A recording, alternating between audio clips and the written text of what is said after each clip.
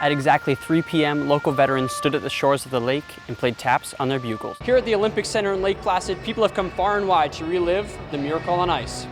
Over the past 2 semesters here at Ithaca College, Christian community has grown exponentially.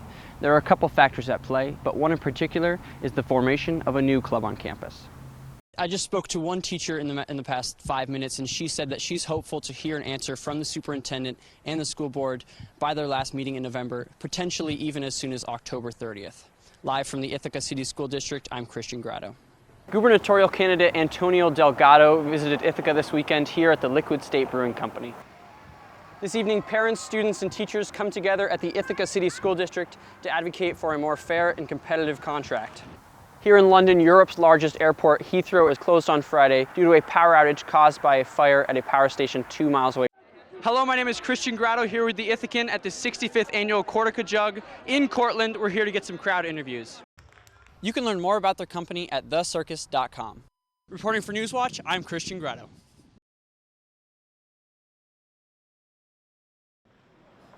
This winter, as we approached the 2026 Olympic Games, the official sponsor of Team USA, Michelob Ultra, helped build excitement for the Games, including one special event in our region.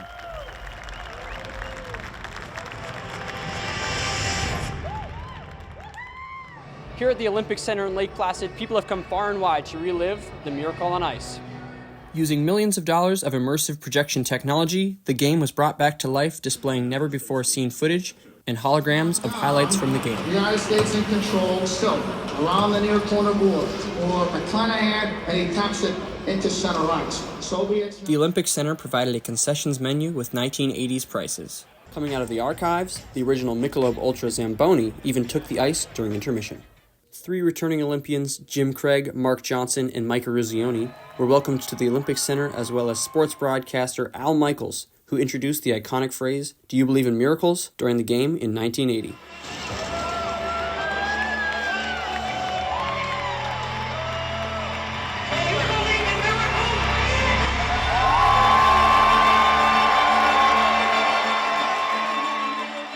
For many, this was a chance for people to finally get a glimpse of the game they missed years ago. I was supposed to go to the game, but I had to work that night, and it was one of my biggest regrets of my life that I wasn't up here for that night. I was in Wisconsin, in Madison, great hockey town, college hockey, and to see a bunch of hockey guys from just a bunch of college kids come together and defeat the Russian team was unbelievable. This was a big priority to attend for most guests, including one guest all the way from Skagway, Alaska. I knew I wanted to make it to Lake Placid in due time, and seeing that this event was a reality coming true, hard not to take this up and then come out. Despite the excitement with lines out the door leading up to the event, it was still a bit of a mystery how exactly they were going to recreate the game with holograms. Are you guys preparing to win or compete? I'm just excited about what's going to happen. I really don't know what's going to happen.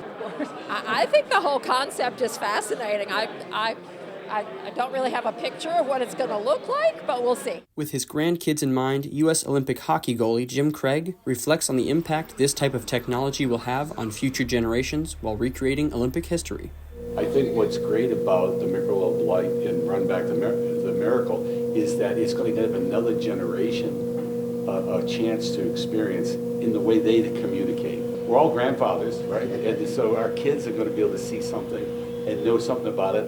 Mike, I don't know what your kids call you and Mark, but mine's Papa. So I'm just hoping that they don't show me hitting goals up all night. You know, I hope there's a few saves in there. This is a big moment now, but mark my word, this will grow as time passes. I think the way we've impacted a country, you just feel humble and fortunate that you were able to do something that resonates with people. After the event, Al Michaels welcomed the Olympians to the ice for a post-game interview. Ladies and gentlemen, that was something. Let's bring them in right now. Jim Craig, Mike Eruzione, and Mark Johnson. But I think what took place in 1980 is something that I just cherish and embrace, and it's given me so many opportunities to do so many different things over the last 40-something years, and it's special. Boys, just stay healthy, because let's bring it back in 4 more years right here for the 50th. There was certainly lots of excitement for the event and for what's to come in 4 years as the crowd yelled the USA chant, which was made famous by the Miracle Game just 46 years ago.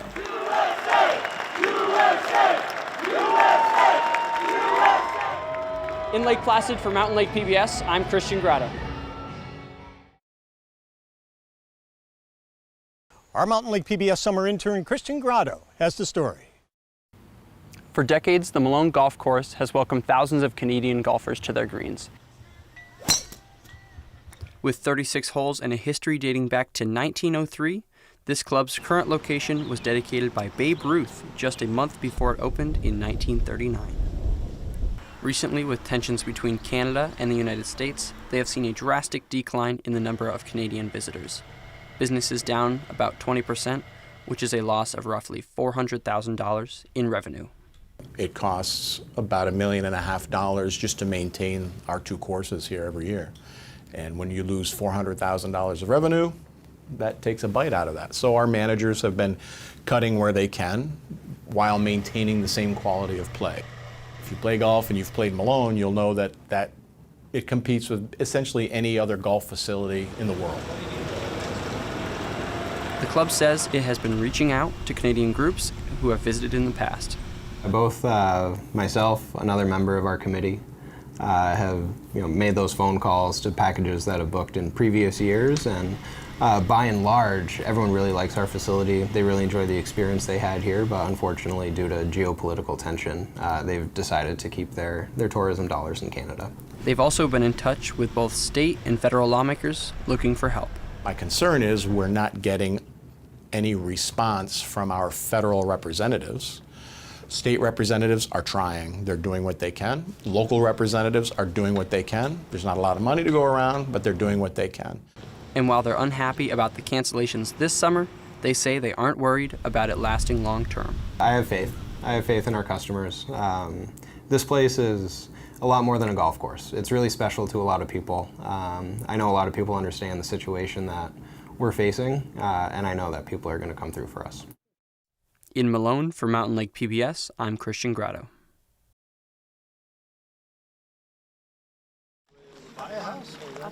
While Memorial Day is a time for family barbecues and recreation, more importantly, it's a time for remembrance. This past week, the town of Schroon Lake celebrated Memorial Day in a special way. At exactly 3 p.m., local veterans stood at the shores of the lake and played taps on their bugles. I think it's important because it really brings attention to those that have sacrificed their all for this country. When people heard the playing of taps, they dropped everything they were doing and took a moment to listen and reflect.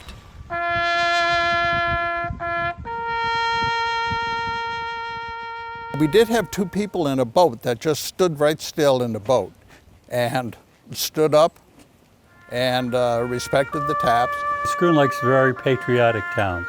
And I think it's a tradition in this town to honor those that have gone off to do what is right for the country, to help the country. Taps Across America began during the pandemic, although its roots can be traced back to the Civil War.